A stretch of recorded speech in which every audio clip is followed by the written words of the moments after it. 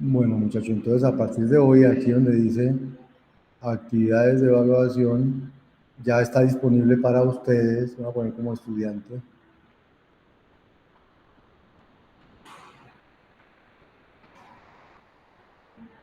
Ya está disponible para ustedes el taller 1.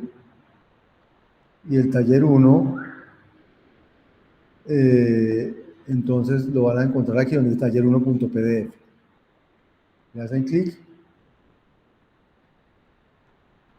y ahí bajo el taller.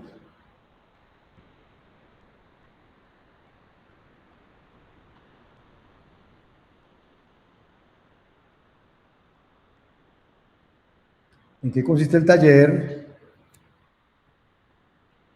Entonces, está resolver un sudoku. Todos saben que es un sudoku, ¿cierto? Entonces, ustedes tienen que modelar el problema del sudoku como un CSP. Especifique las variables, los dominios, las restricciones que requiera. Implemente soluciones mini-sync. Utilice diferentes implementaciones de las restricciones que modeló. Entonces, mira, aquí le decimos, juegue con diferentes implementaciones de las restricciones que modeló. ¿Sí? Y diferentes estrategias de distribución. Entonces, aquí es una estrategia de distribución, no hemos visto, pero después vamos a ver.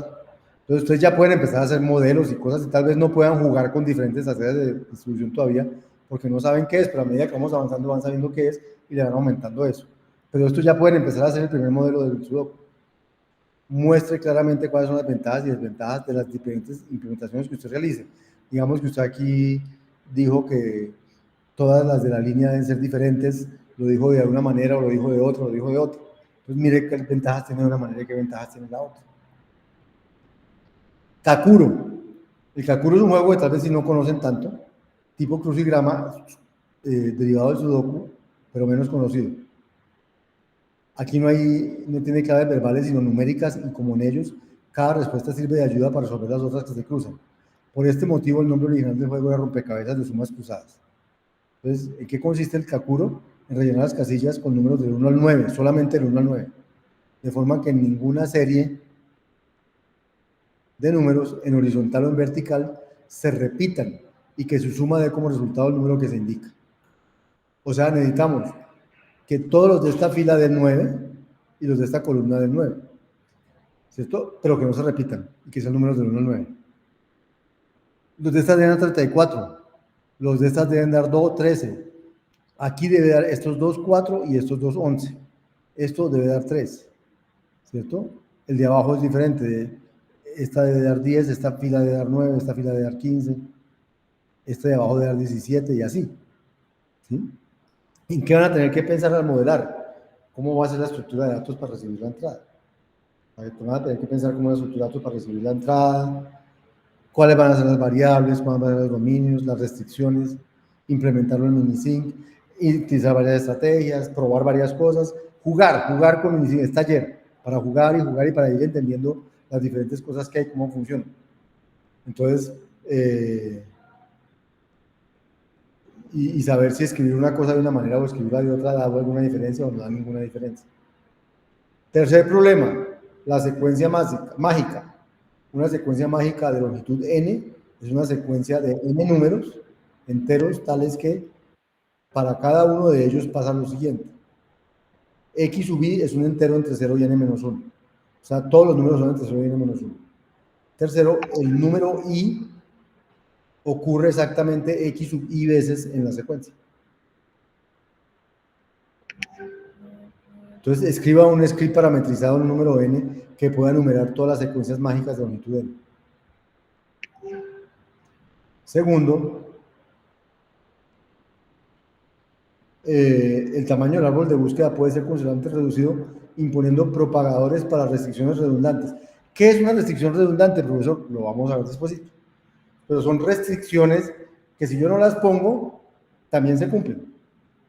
Solo que si las pongo, podan. Y si no las pongo, no podan. Entonces me ayudan a podar, pero no me quitan soluciones. Como es decir, x menor que y, y menor que z, y no escribir más o escribir también x menor que z.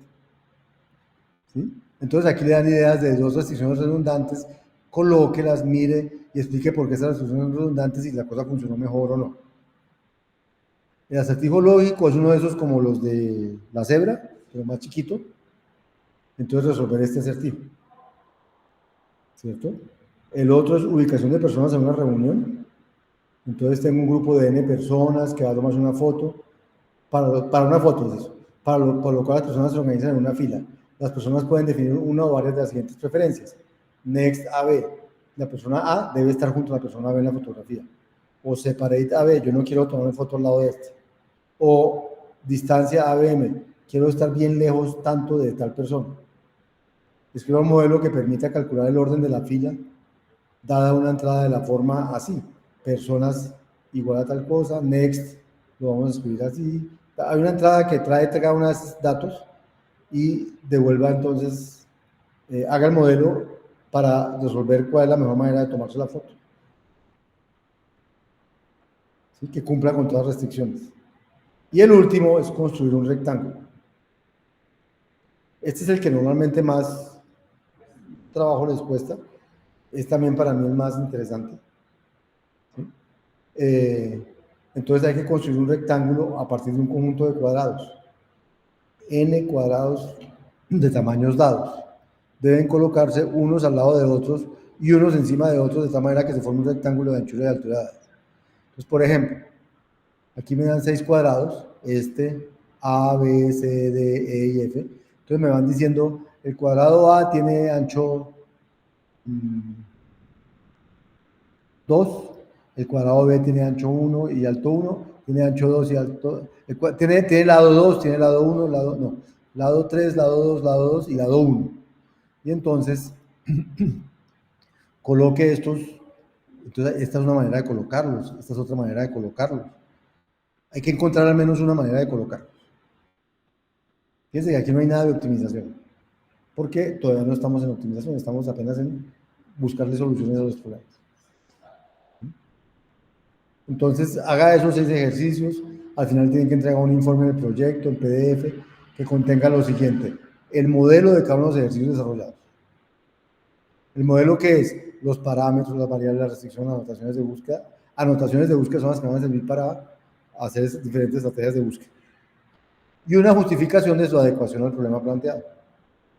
Detalles importantes de implementación, lo más relevante que haya aparecido sin incluir código. Por ejemplo, qué restricciones redundantes se inventó, cómo rompió simetrías, que son técnicas que vamos a ver viendo. El análisis de los árboles de búsqueda generados por su modelo.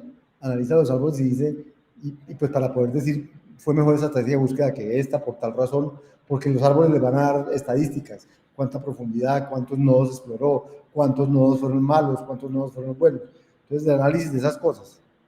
Sus pruebas, cómo hizo las pruebas de la implementación, sus análisis, cómo analizó y qué terminó diciendo eso, y sus conclusiones. ¿Cierto? Todo eso trae el informe. El taller puede ser desarrollado por grupos de máximo 2 personas. La entrega será el 16 de abril de 2024 a las 17, o sea que tenemos un mes y una semana a partir de hoy. 41 días desde acá. Ah, sí, es que hoy es 4 de abril, hoy es 4 de marzo. Ah, sí, tenemos todavía 41 días. Tenemos, sí, el 9 sábado, 16 el otro sábado y 16 no, todavía tenemos un mes y casi un mes y medio. ¿Sí? ¿Qué deberá entregar lo que usted entregue? Un readme.txt para que describa lo que entregó, el informe en PDF que acabo de decir cómo se hace, y los archivos MZN y ZN con la implementación de sus modelos. ¿Cómo se evalúa? Entonces hay una rúbrica que vamos a evaluar para cada modelo. Vamos a evaluar si usted definió variables de los modelos, que estén precisamente definidas. O sea, ¿qué significa? Que sus dominios estén precisamente definidos. ¿Sí? O sea, no, X es un entero, cuando podría haber dicho X es un entero entre 0 y 5. Nunca se confunden variables con parámetros. Además de estar precisamente definidos, los dominios de variables son apropiados. O sea, no los define tanto que perdió soluciones para los problemas que mueven y no contienen valores que desde el inicio podían haber quitado. Todo eso hace parte de la nota de los modelos. De las restricciones. Se espera que al definir restricciones de los problemas se tengan en cuenta todas las restricciones mencionadas en el problema, modelando todos los aspectos relevantes. Las restricciones se definen independientemente de la implementación en un lenguaje formal, preciso y claro, como las que vemos práctica consumatorias, eso. En la implementación está constraint como en NISIC, pero en su informe, en su modelo, Las restricciones no se escriben en Minisync, se escriben en lenguaje formal. Y se justifica su corrección o adecuación cuando esto no es evidente. Por ejemplo, uno llega y escribe, esta restricción evita que los cuadrados se solapen. ¿Sí? Pero, y usted escribe un poco de cosas y dice, ¿por qué evita que los cuadrados se solapen? Y puede que no sea tan claro.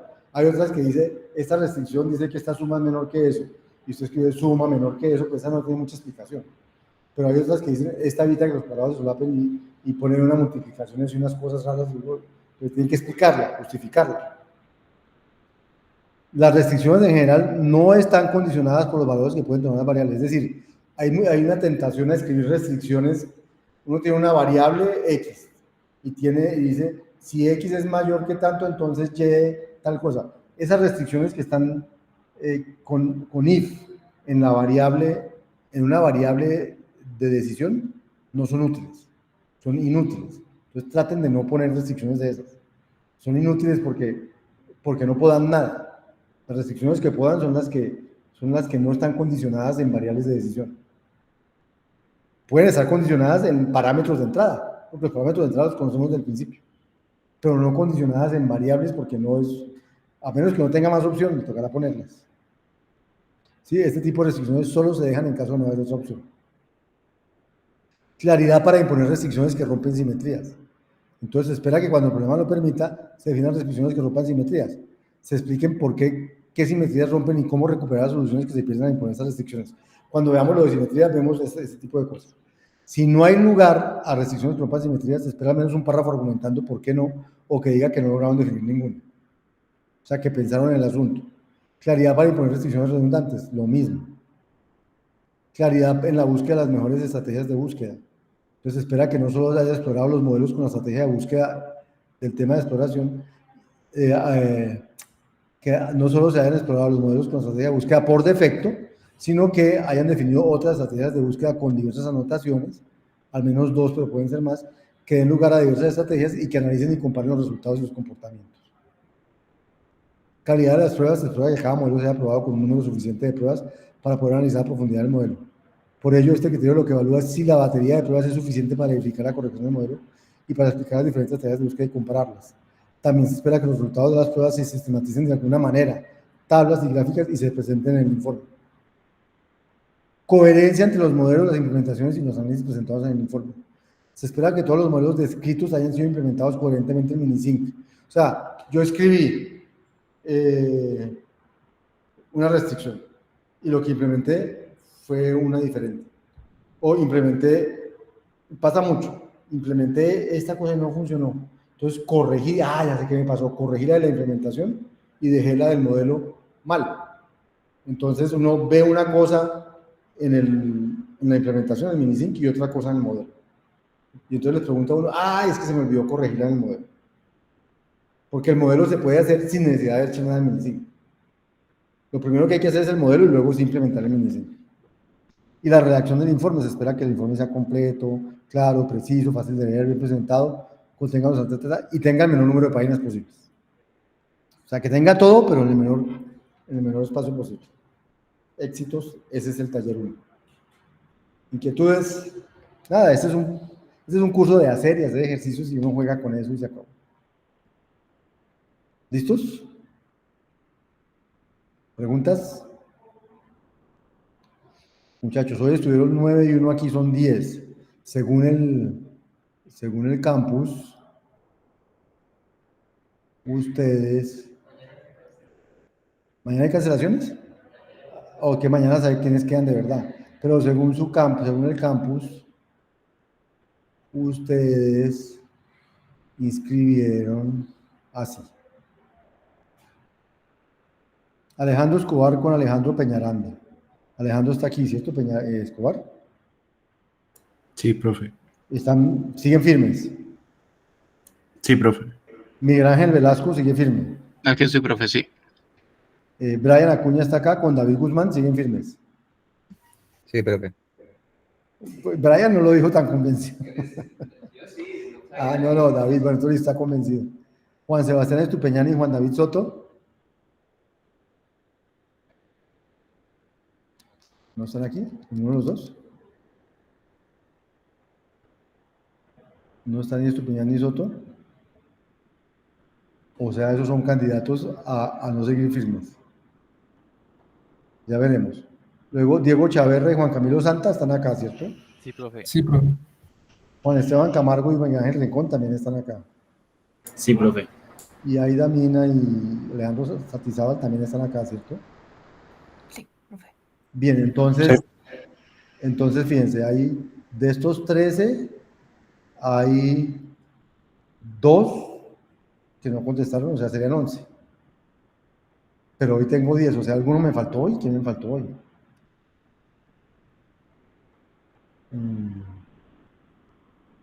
Alejandro Peñaranda no está, ¿cierto? Alejandro Escobar. Sí, profe. Pero Alejandro Peñaranda sigue. Sí, sí, él sigue, profe. Bueno, listo. Bueno, muchachos, entonces nos vemos el próximo martes.